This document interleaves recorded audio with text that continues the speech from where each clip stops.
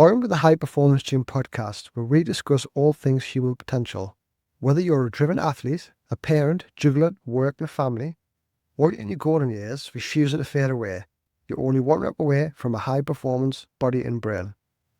I'm Kate Witherspoon, performance coach, Bachelor of Sport and Exercise Science, a self-study student of neuroscience and mental health, and most importantly, a dad to three amazing humans. In today's episode, I'm speaking with Katie Angeloni, a women's health and musculoskeletal physiotherapist who's on a mission to revolutionise postnatal recovery. She's worked across the NHS, the private sector, and internationally, but it was her own birth experience that revealed just how broken the system really is. Katie lost 2 litres of blood during her C-section, her entire follow-up, a phone call at 6 weeks asking if she wanted contraception, no rehab, no guidance, no conversation about the trauma she just endured. In this conversation, we dive into what most people don't see. Why pelvic floor issues like leaking are common, but not normal. How to truly recover after giving birth, whether it's vaginal or C-section. What most workplaces are getting wrong about mums returning to work. Why 1 in 3 women leave their jobs within 2 years of having a baby. If you're a mum, a partner, or a business leader, this episode will change the way you think about support, strength, and recovery for women who've just given birth forever. So let's jump straight in. Sorry, Katie. So welcome to today's podcast. It's a pleasure to have you on today's episode. Thank you very much for having me on. Just before we start, I do want to ask you a very quick question because we did actually discuss this beforehand about this podcast being raw and real. I just want to know, because you just come out with this podcast, how do you feel? How do you feel in this very moment in time? Be as honest as you can. I feel very excited, a little bit nervous because you never know what's going to happen, but also really excited to be able to share my knowledge and experience and with other people in the world and connect with different people as well. Yeah, and hear I love podcasts, because I love hearing other people's stories and other people's experiences. And I'm just absolutely delighted to be able to share a little bit of knowledge. And if there's a small bit of knowledge that I can help and share with if someone comes away from it today with even a small bit of knowledge, then I've done something good. Awesome. So thank you for having me on. Oh, thank you for being here. Okay, so just tell us a little bit about you. Just quickly tell us who you are, what you do, and So I'm Katie. By background, I'm a women's health and musculoskeletal physiotherapist. I've worked with women across the UK and internationally, helping them regain their strength and confidence after birth. I also work with businesses, helping them to support mums return to the workplace and using digital health to help enhance their recovery. Before that, I worked in the corporate world for 10 years. I'm also a busy mum of 2 with multiple businesses.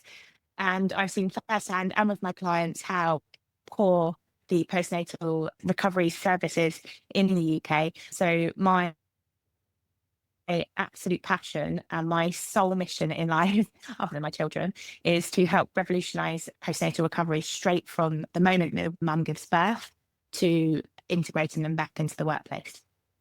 Cool. So it's a very important mission.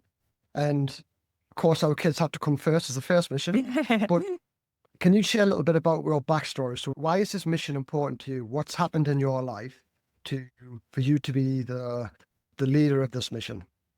Yeah, obviously I started in physiotherapy and I went into women's health and I got a snippet in the NHS of women's health then. And we do fantastic work in the NHS for women's health, but it's only a small proportion of women that they actually see. You've got to reach a threshold for kind of a significant birth trauma to be able to be seen in the NHS. And I had 2 children. I had an emergency C-section with my first, and it was through COVID, and I lost 2 litres of blood with my first. Was in labour, or like a lot of mums, was in labour for a long period of time, and my postnatal check at 6 weeks was a phone call, and all they talked about was whether I wanted to go on contraception. And I'd just been through becoming a mum for the first time is such a life-changing mind and body thing. And all women need a bit more support than a phone call after they've been through that huge trauma. And then obviously I'd always worked before my children, I'd worked in women's health as well. And then for me, the biggest thing is that gap. So obviously we see women in the NHS when they've got significant trauma, but it's that gap of mums who still they've had a C-section, or they're having leaking, or they're not able to get back to, or they just want to check. They've just been through this massive life-changing, body-changing thing, and they want to check to see if they can get back to running, get back to being what makes them who they were before having a baby. And we don't have that in the NHS. And so for me, that was the biggest thing about what's missing. And that's what I want to help with, because, and again, that straight away, we don't see mums straight away. And there's so much we can do in those first 6 weeks. There's so much advice we can give mums in the first 6 weeks, but people don't want to touch a mum until they've had their 6-week check. Like I said, their 6-week check most of the time isn't the 6-week check that everyone thinks it's going to be. So what you kind of say is when a woman's giving birth, there's no follow-up between that initial sort of date of the birth to 6 weeks. What's missing there then? What is the part that is actually missing? What do women need at that part of the life? They need advice, they need support, they need education. There is so much that they need. Mums get so much support leading up to having a baby. Antenatal care is phenomenal. It's brilliant. And then the moment they have a baby, it's all about the baby. Quite rightly, obviously, this tiny little human has just come into the world and needs some support, but so does the mum. And you'll have a knee replacement, and you'll see a physio on the ward, and you'll have a check at 2 weeks, or you'll have a hip replacement and you're guided through that. You have a C-section where you're cut through 7 layers and you don't see anybody. You don't know how to get out of bed. You worry that you're going to do some damage potentially by getting in and out of bed wrong. So mums just need that advice and education that it is okay to know to get out of bed and how to get out of bed and looking for signs of an infection.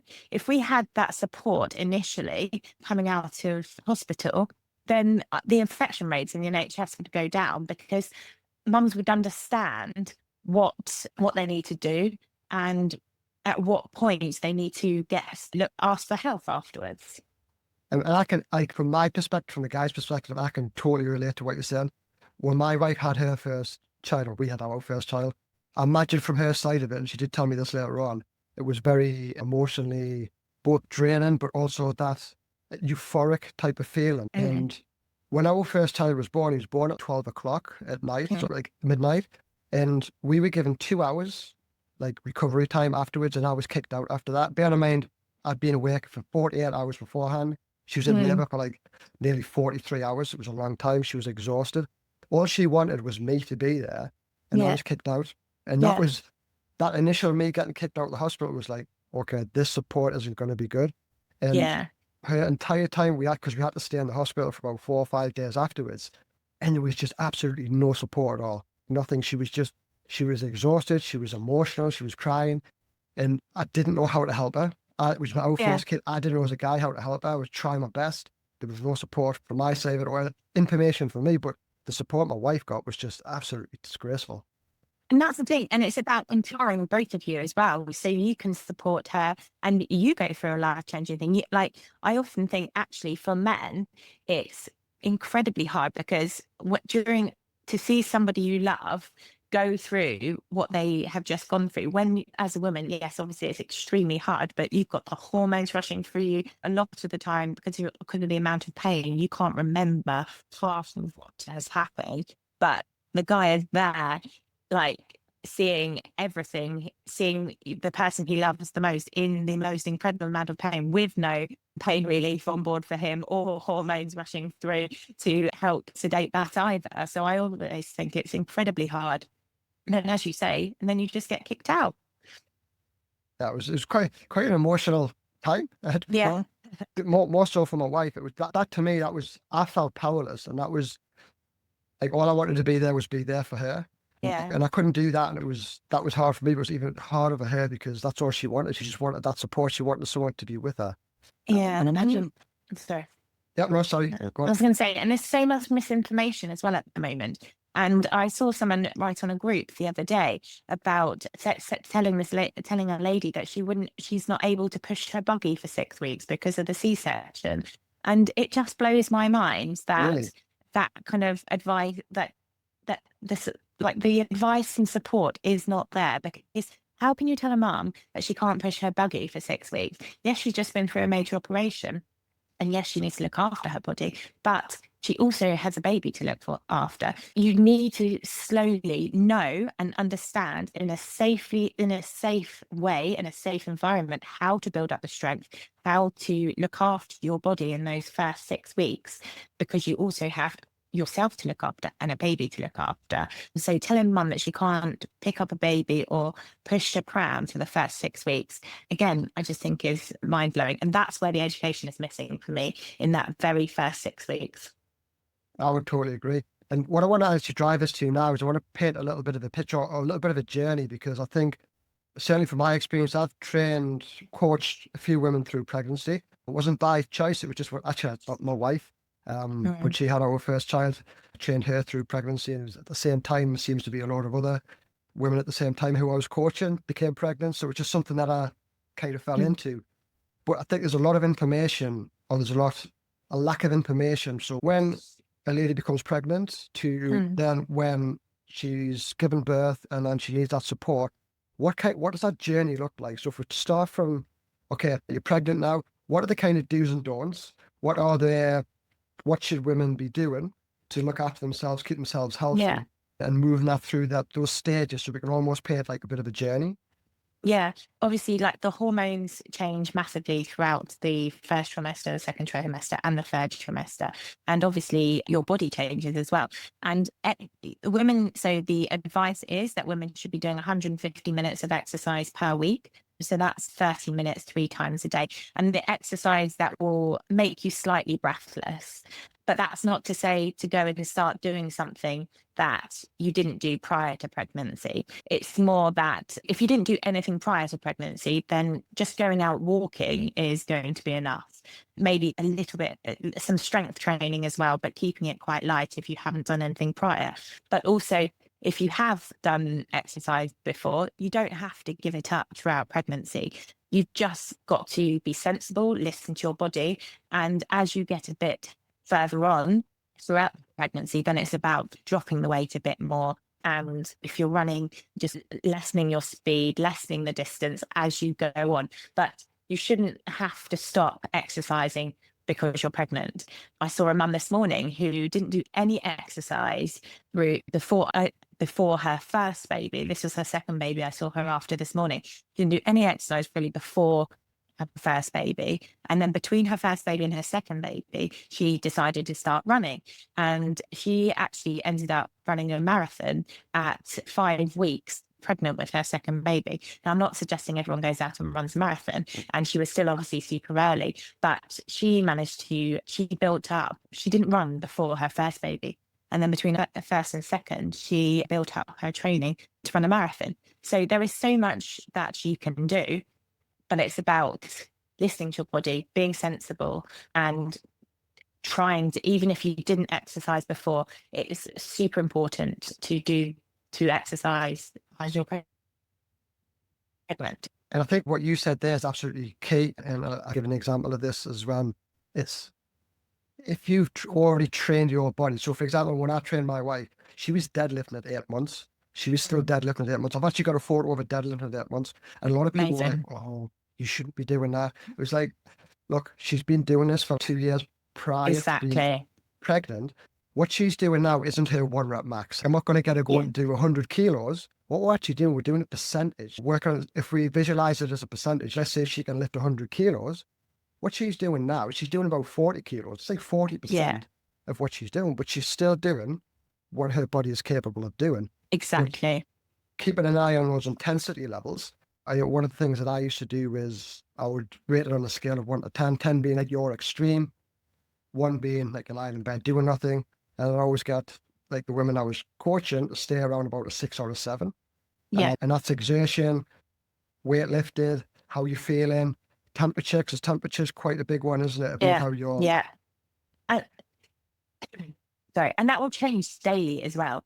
And like one day you may be able to go to the gym and be deadlifting 40, 50 kilos in your third trimester. And then the next day you might be extremely exhausted and not feeling great. And so on that day, maybe you just go for a brisk walk or do some stretching. Every day will be different. And the most important thing is to listen to your body. Don't push your body into something that it doesn't feel right. But at the same time, if you're exactly that, if your body is used to exercising and your body then keeping strong is only going to help you throughout pregnancy, help the baby, and also help you through the birth as well, and with your recovery.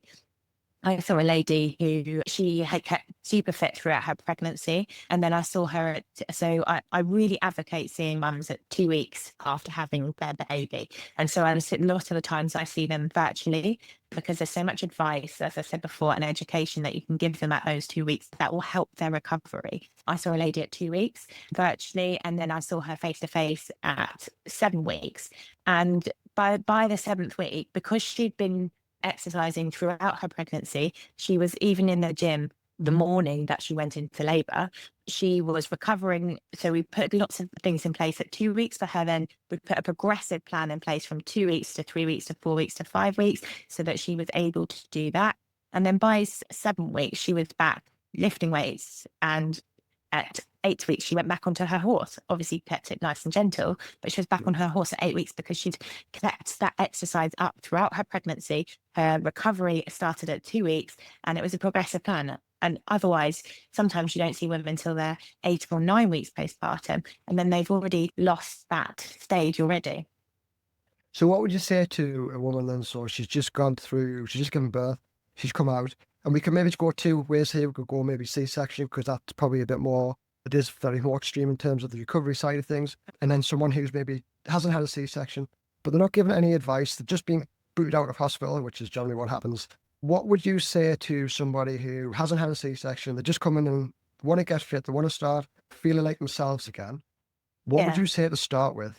So to be honest, in those early days, actually the recovery for the things that I would suggest initially in those first couple of weeks for both a C-section and a vaginal birth, they're both, even if you've had the most amazing vaginal birth, you're still going to have some sort of even grazes or like small tears, and the placenta itself has come away. You're still healing from the inside, even with the most amazing vaginal birth. The first thing is deep breathing. Dramatic breathing is key after birth. So where the baby is so high, obviously as you progress throughout pregnancy, the baby gets higher and higher.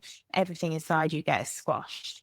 Just taking some nice, deep, gentle breaths, really expanding through the rib cage, massages, all those deep breaths, massage all the internal organs. So where everything is all been scrunched up, it then helps to massage all the internal organs and any kind of scar tissue inside as well, gets everything mobilizing. So the first thing is doing lots of deep breathing exercises. The second thing is hydration.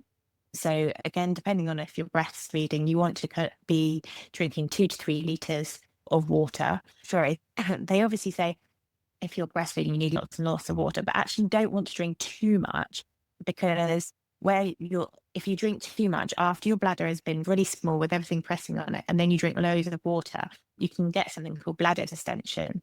So keeping it between that 2 to 3 litres of water if you're breastfeeding. But hydration is absolutely key for scar healing, wound healing. And then the other thing is protein, which I'm sure you will advocate as well. So 1.6 to 2 grams of protein per kilogram of body weight is what the evidence shows for tissue healing and wound healing. So getting your protein in those early days is super key as well. And then regardless of any type of birth, even if you've had a C-section, then your pelvic floor exercises. Obviously, if you've had a episiotomy or a kind of large tear, then you want to be more gentle with your pelvic floor exercises. But during pelvic floor exercises, we'll get blood flow to the area as well, which will help with healing.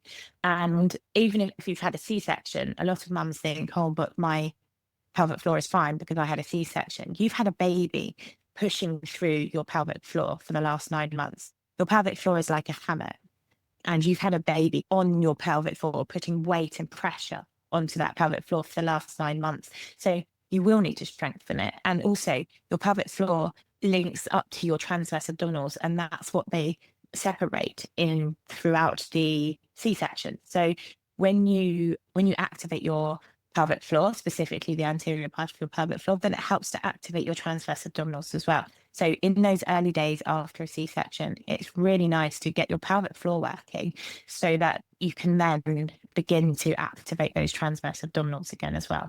I love mental models. I think when people start like talking about stuff and it's, I know what that word means, but I don't really know what it does. But what you've explained there, so what you're saying is the pelvic floor is almost like a hammock. Yeah. So the people to kind of visualize now, because maybe people listen to this kind of, they've heard of it. Everyone's heard of pelvic floor, but what is it? What actually is it? So it's, what you're saying is like a hammock, and the baby sits in the hammock. Is that? Yeah. Obviously, the baby's in the uterus, but the uterus is then pushing down onto it. Yeah. So you've got your pelvic floor attaches from your pubic bone at the front, the coccyx at the back, and then it comes out to your ischial tuberosities as well. So it's that kind of diagonal picture, which is then like a hammock. So really what we're saying is when a woman's pregnant, because the position of it, this is actually being stretched. Is that right? Is that right? Yeah, potentially.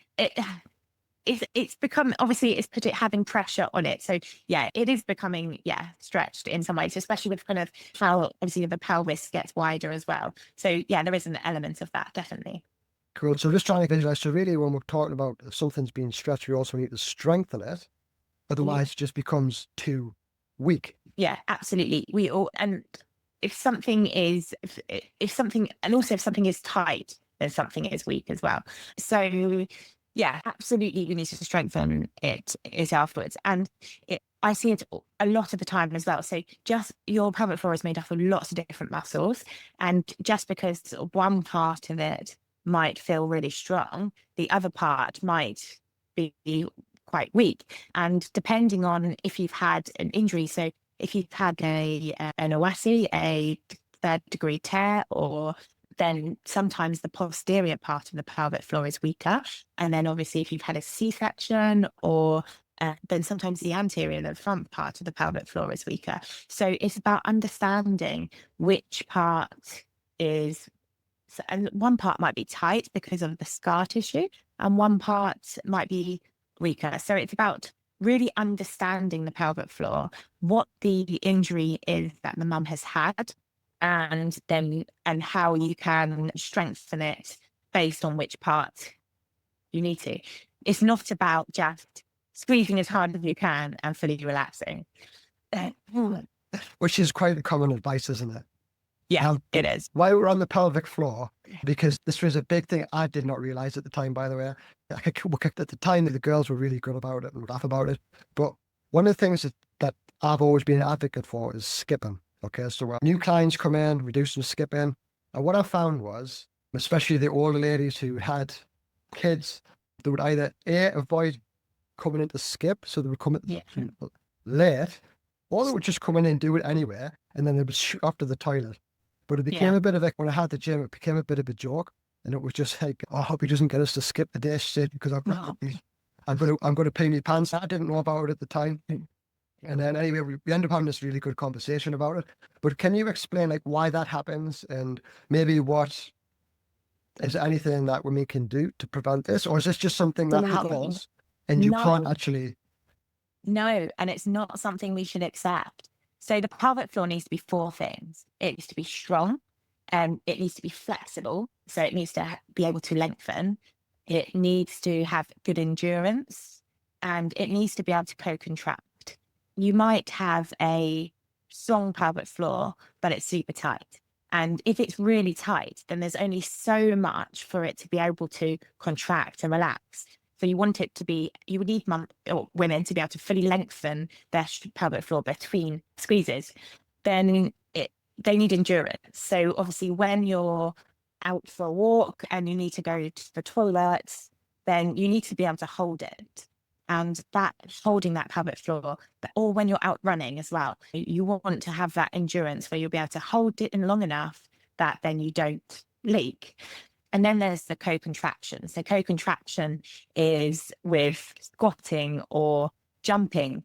And I saw a lady the other day, actually, who she came to me 6 months postpartum. She was really strong. She was really fit.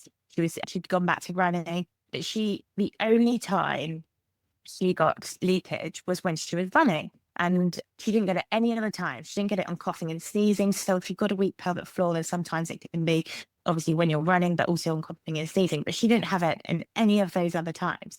So we assessed her pelvic floor. It was strong. It was flexible. She didn't have any areas of tightness. But what she could, and she could hold it for kind of 10, 20 seconds. But what she couldn't do is she could not activate it whilst she was doing any kind of other activity. So we practiced it with bridging, we practiced it with squatting, we practiced it with some other exercises, and she just couldn't figure out the signals from her brain just couldn't activate the pelvic floor while she was doing that. So there are many reasons why you could possibly leak whilst jumping up and down or skipping or on a trampoline. It could be that it's weak, or it could be that you can't get the pelvic floor to contract whilst you're doing other things using that co-contraction. And it's about practice, and you don't realize what you need to do. And is it like practice and practice? Because then the signals from the brain to the pelvic floor, the more you do it, the more those signals become natural. You don't want a strong pelvic floor when you're just lying in bed. You want a strong pelvic floor or sat in the chair. You want a strong pelvic floor when you're squatting down, picking up the baby, putting the pram into the back of the car at the gym, and jumping up and down on a trampoline with your kids, or running around a soft play, or skipping. That's when you need a strong pelvic floor. So they're the times that you need to train it. It's not about just sitting at the traffic lights doing a few squeezes. So what you're saying is, if I go back to my example in the gym, if I had this knowledge back then, I could say, okay, ladies, this is actually your training now. It's not just about skipping. What we're going to do, we're going to skip for a minute, and we're going to try and hold that or try and contract the pelvic floor. Is that what you're saying through that motion? Potentially. Yeah. It depends. Obviously, like I say, it could be there could be many reasons. It could be any one of those 4 reasons as to why they're leaking at that time.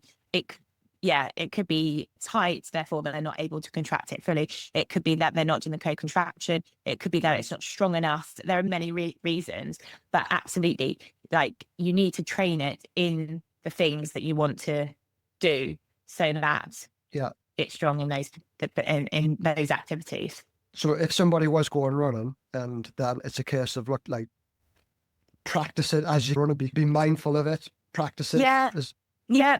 It might be that actually you're not ready to do that yet. So the lady who I saw, she wasn't ready to do it whilst running. She was really worried that she'd never be able to run again. And then I was like, no, absolutely you can run.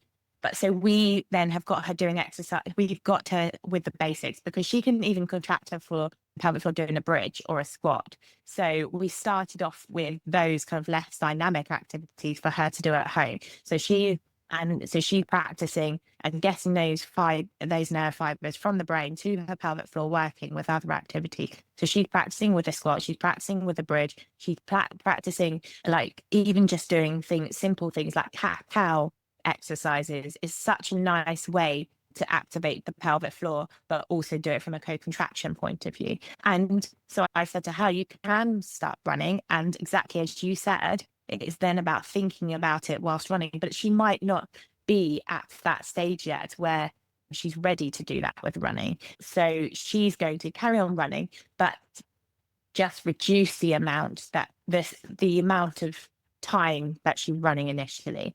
So she wants to go for short runs before you then start to leak. And also then it's adding in sprint training and hill training and not just standard running. It's about trying to think about activating your pelvic floor whilst running up a hill and whilst doing sprint training.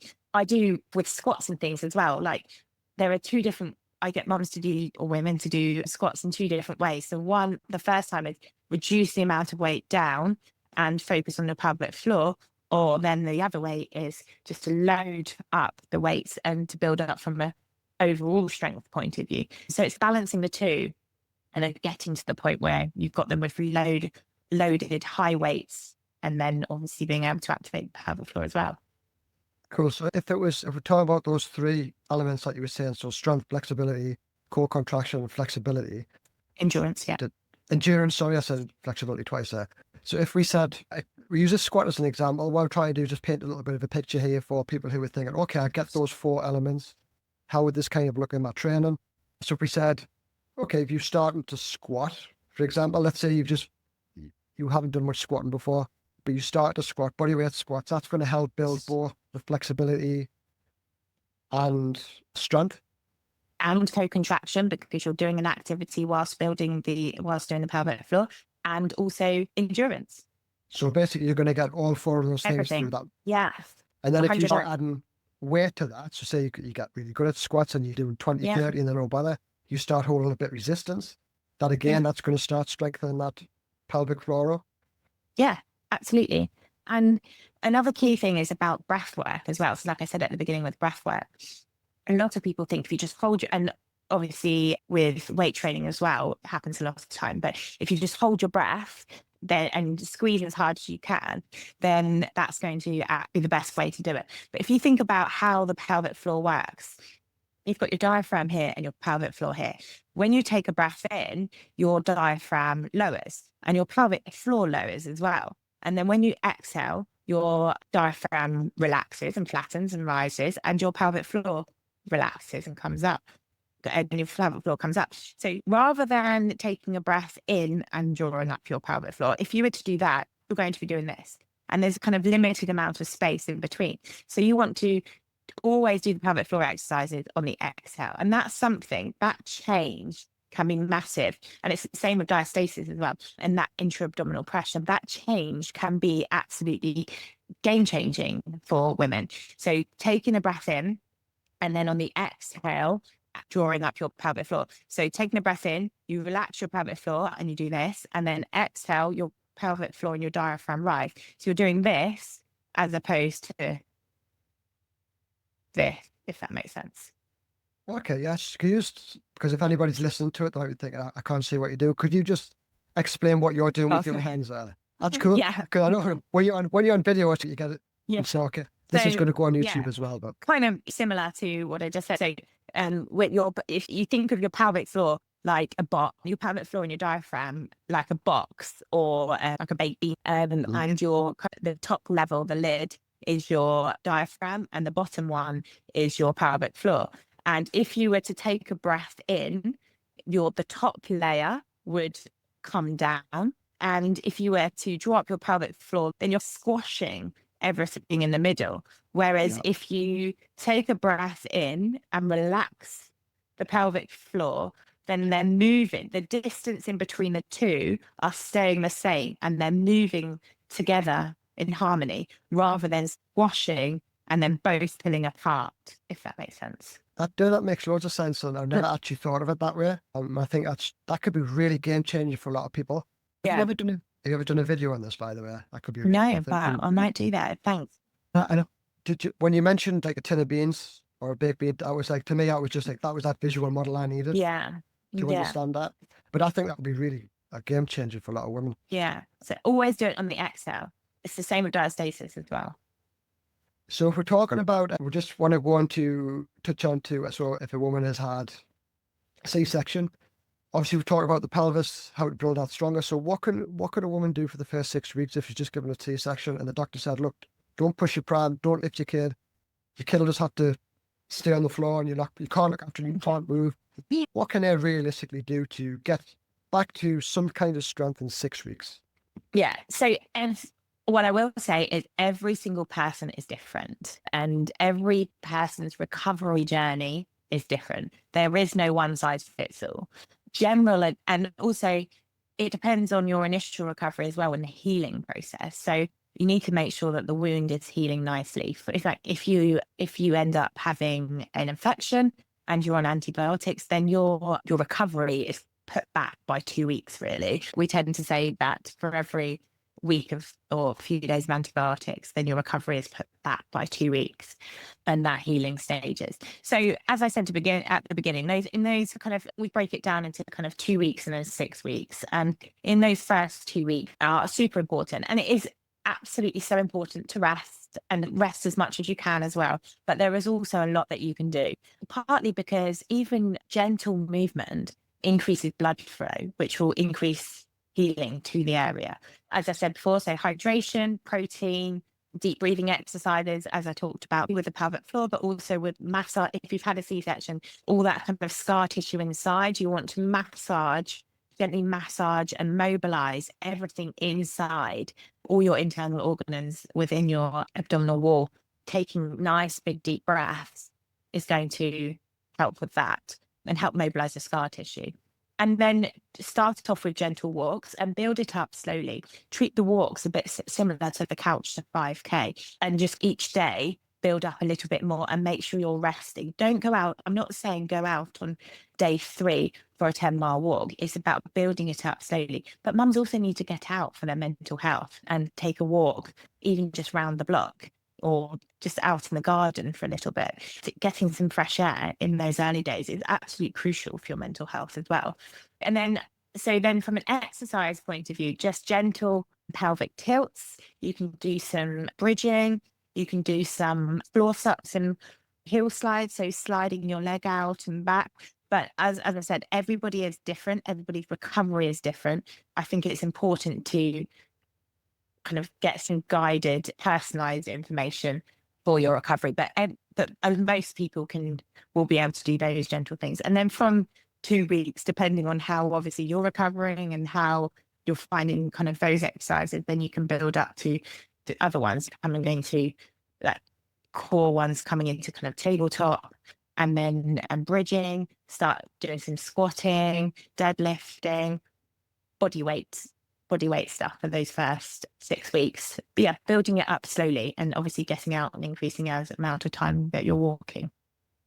So one of the things that you mentioned is the mental changes. I think this is probably one of the biggest factors. What do you mean by the mental changes? What does a woman go through? What changes from her in terms of how she thinks, how she feels? Can you explain what those changes are and why that's actually can have a big impact? Yeah, well, the hormone in your body will make a huge difference to how you're feeling. And then you now have this baby that you're responsible for. And with the lack of sleep, a lot of mums have just been through 3 days of labor where they haven't had any sleep. And then you come home and now you've got to look after a baby who's waking every hour or 2 hours. So the lack of sleep is absolutely massive.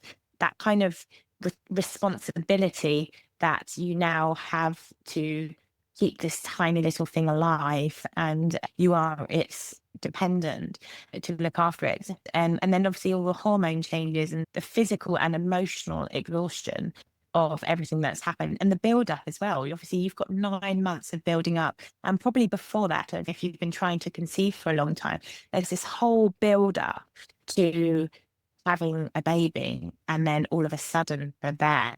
And that kind of relief, the anxiety a lot of mums feel as well. All of it can just have a massive effect. So when you're talking about the physical changes in a woman, and then when we talk about the mental struggles, because obviously her body's gone through a lot of trauma, when she's then going back to work, how does that affect women going back to work? Yeah, so again, everyone is different. And I saw a lady again the other day who was really worried about her leaking and going back to work. And she actually decided that she wasn't going back to work because of the anxiety she had around her symptoms. She was a lady from France, and all her friends from France had seen the care in France was completely different. They get to see a postnatal recovery expert, a postnatal physiotherapist, or somebody to help guide them through their symptoms. And she didn't have that. And so she thought she had to live with these symptoms. And so she actually said that she wasn't going back to work because she was worried about the symptoms and how she would manage in a work environment. She had a very physical job, and she just said, "Oh, I'm just not going to be able to do it." Just somebody in the UK. Yeah. Yeah. So Okay. she's a French lady, but Living in who the UK. is now living in the UK. And some women cannot wait to get back to work. It's that different people joke and say, "Oh, yeah, I get to have a hot cup of tea and stuff." But it's that having that adult interaction. Other people don't, they have a baby and they decide, actually, I don't want to go back to work at all. I absolutely adore my kids. And in some ways, I want to spend every single minute of the day with them. But also, I also want to build my career and my professional life as well. And I also want them to see that I am building a career, a business, and be able to help them with that as well. But I absolutely adore my job, but I nearly didn't go back to work after having my first baby because I was absolutely terrified. You spend all your time, at the time I was just fully in the NHS at the time, and leaving work. I remember the build up to going on maternity leave was so stressful. I thought that even though obviously this would never happen, but I thought, what if I just had all these irrational thoughts that what if I get fired while I'm on maternity leave? What if something happens? You go above and beyond to make sure that when you're leaving, and then the day after, my first day of maternity leave, I was like, this is great. I feel fine now. Although throughout the second baby, I went back to work from not into the NHS, but my private business pretty much very early on and straight away. And she came along with me a lot of the time as well. And being able to have that flexibility to do that is amazing. But some women go back to the office and they've been through a huge amount of birth trauma and they've still got those ongoing symptoms. They might have anal sphincter injuries where they're still having leaking or pain with their blood or their bowels.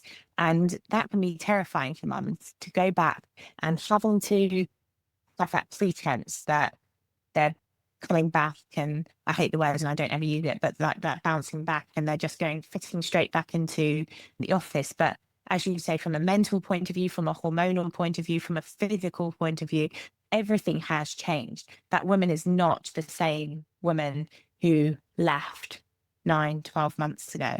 And workplaces need to understand that. And we need to have systems in place to help mums to work. There was a massive study recently done, an amazing study with Tina and the female lead, where one in three women don't return to work in the first 2 years, and 50% of women within those first year are feel unsupported and unhappy, and 25% of those leave within the first year of going back to work. And it's because a lot of these women do have massive amounts of birth trauma, which then they find the workplace completely unsuitable to be in. So what are employers doing wrong then? What are these businesses and organizations, what are they doing wrong? It's not a case of what they're doing wrong. I think they just don't know. And I think it's a case of that they just aren't aware of this situation and prepared for mums. And I work with a few businesses. Sorry, I work with a few businesses, and they're very, every approach is different and every business is different. And it might be a simple case of just a little bit of education for the managers, for the supervisors, for the HR team, for the business owners. It might be a little bit of education for them. It might be that kind of a little bit of education to the whole team about what happens postnatally and ongoing trauma. And then some businesses, I'm supporting the mums they need much more support. And we have one-to-one calls with the mums to help them remain in the workplace as well. So I mean, if 1 in 3 women, was it 1 in 3 women aren't going back to work after 2 Yeah. years? from a business perspective, if I'm thinking of a business and you've got this really amazing employee who was coming in and was really an asset to your business, like that's going to be massively detrimental, right? If you're not going to be able Yeah. to support that person, it's going to be detrimental to your business. Yeah, absolutely. And actually, businesses, 25% of businesses who have women in leadership are some of the top performing businesses in the world. You're losing a huge amount of talent and years and inspiration by losing these women. So what do you think if it was just a case of, I know you can't really fix it with one sort of straight answer, but if there was something, like a business was listening now and they would think, oh, what can I do to start just putting something in place? What would the top three things be that a business could do to support women who will come back after Yeah. pregnancy? So the first and foremost is a conversation. It's Mhm. having a conversation. So is the conversation when you come back to work just about logistics? Is it just about how, you're going to get back into the workplace and all the jobs that you need to do? Or is it about their physical recovery? Obviously, I don't expect businesses to like, women also have to take control of their own physical health as well. It's not a business thing. But if you want to be able to keep women within the workplace and just having that discussion, and sometimes it's just about having that discussion with them, finding out if they're happy to have that discussion with them about their physical needs, about their emotional needs, and exactly as you said before, how they're feeling from a mental health point of view, and logistically as well outside of work. Sometimes that emergency. So the first thing would be a conversation, and seeing if there's any places that you can signpost mums to help them. There might be some things that the mum hasn't thought about to help them with their recovery, and to make sure that they're then thriving within the workplace. The other is, and a key important thing is flexible, that not necessarily, there's a balance, isn't there, between obviously there's making sure that there's kind of equality across everyone, but equality is about putting things in place so that everybody can then be the best they can be. It's not necessarily about making sure that you give everyone the same thing. It's about making sure that everyone's got things in place to be able to be the best they can be. And sometimes it's, about that flexible working. So not necessarily, oh yeah, you just come in whenever you want to come in. It's about taking that pressure off when mums have to leave to go and pick up their child, and giving them the peace of mind and the confidence that actually, yes, it is okay if your child is sick and you need to go and pick them up. I don't have anybody around to support me. All my family live 3 hours away, and my partner runs his own business. We both, between us, got 3 to 4 businesses. So we are extremely busy, but having that flexibility to be able to pick up my children when they're sick without having the pressure and the guilt that we all will feel no matter what. But then obviously that agreement that you will make up the time, but just having that kind of pressure off. Yeah, I think what you touched on there is absolutely key about the flexibility. When people think of flexibility, they think, oh, I can just go to work, I can rock up whenever time I want. Yeah. But as a parent, and I'm going to come this from my side of things as being a dad, like I want to know if my kid is sick, I can go and pick him up and I don't have to then Yeah. worry about what my boss is going to say, or am I going to get sacked for this? Am I going to get ridiculed, or whatever it is? Or, they've got a pantomime, they've got a play, they've got a swimming gala, whatever it is, sports day, for example. Do you want to be able to have those as a parent? You have that responsibility that you want to be there because it's like Yeah. you're the parent, you want to be there. You don't want to send your Yeah. grandparents. This is what your Yeah. grandparents say as well. Of course you do, but as a parent, you want to be there. And I Yeah. think, like, from an employment perspective, if you're an employer, like, just give parents that freedom to do that.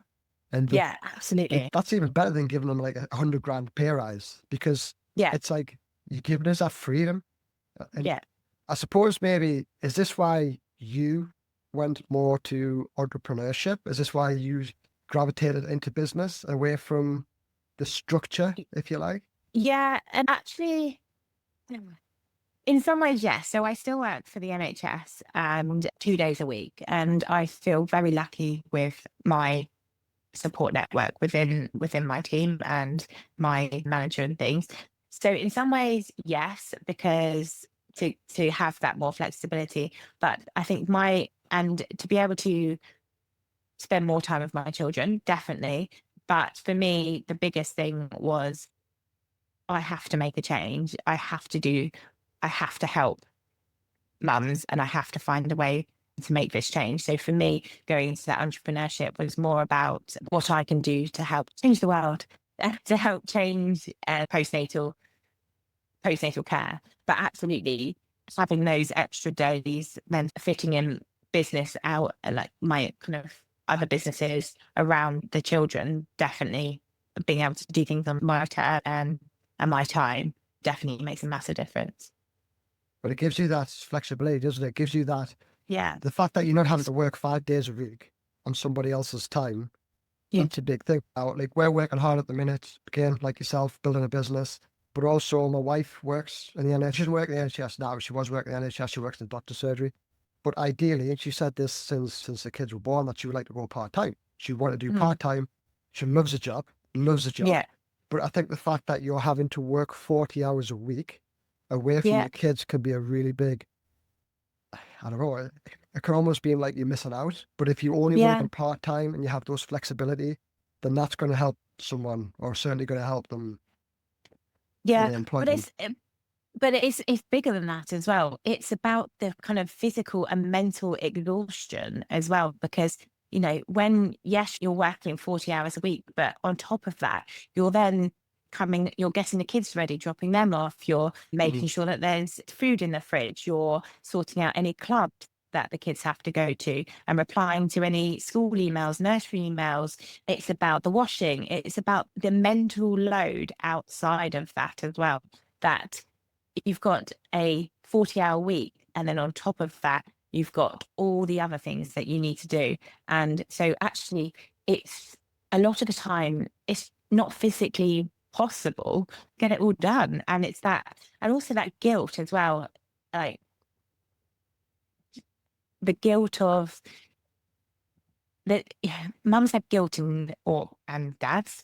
We all have guilt in two ways, don't we? We have the guilt of leaving work if you've got to go and pick up your sick child, and at the time you're in and amongst the work, and that's your number one priority because that's where you're at the time. And then if you get that call, and then you're feeling guilty for having to leave, and then when you're dropping the kids off to nursery or school, and you're going into work, then there's that guilt that you're not spending time with them. And it's just constant, isn't it? There is no, and every single person is different.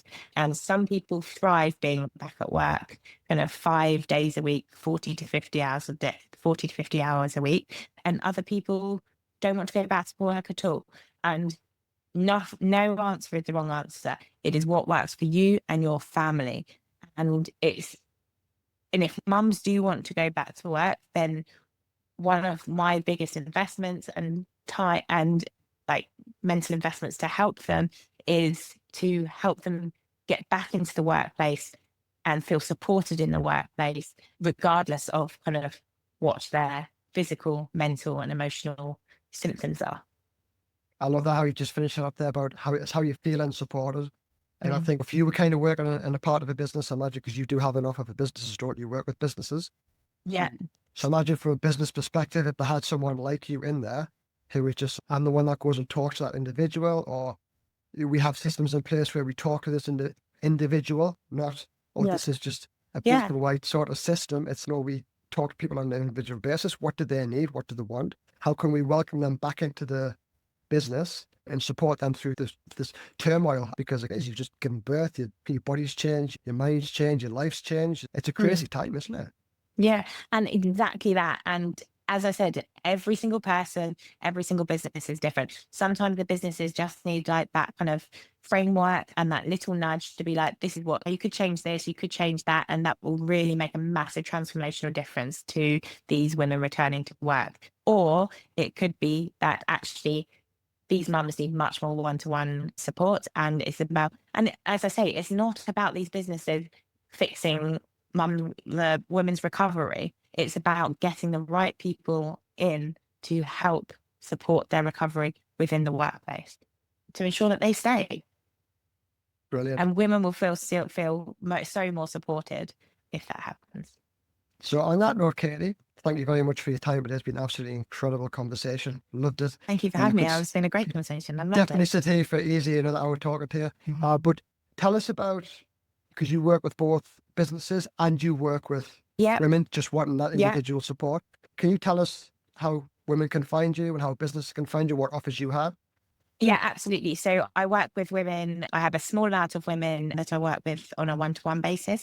And then I have groups where I'd have a maximum of 10 women in a kind of group environment as well, where we do recovery. I keep it quite small so that I can fully focus on those women and ensuring their recovery. And then I work with businesses as well, as you say, to help integrate women back into the workplace. If you're either way, you can send me an email or contact me on my social media, or I will link you to different scorecards.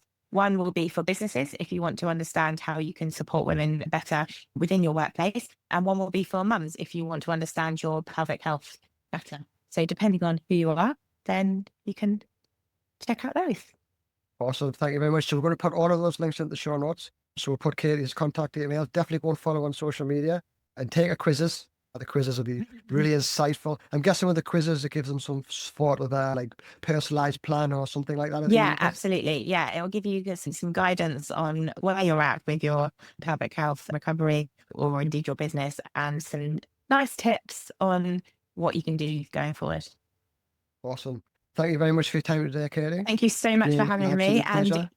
keep doing what you're doing, because it's absolutely phenomenal to have incredible men and women helping women both through all stages of their life to get strong. Right. Cool. Thank you for being part of the network. All right. Take care. Take care, Katie.